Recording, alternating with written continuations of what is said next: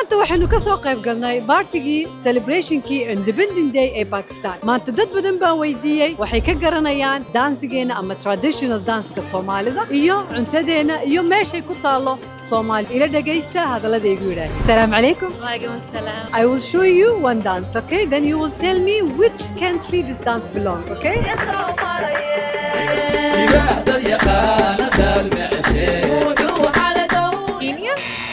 Ethiopia, Tanzania.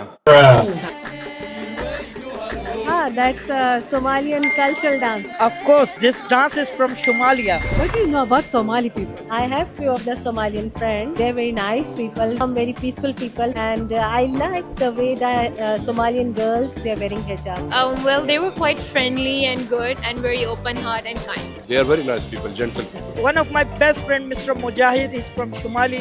I always take him to the Pakistani restaurant. He used to take me in the Somali restaurant. We enjoy the food. Can you mention where Somalia located on the map?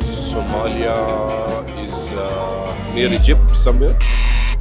You know what's Waria mean?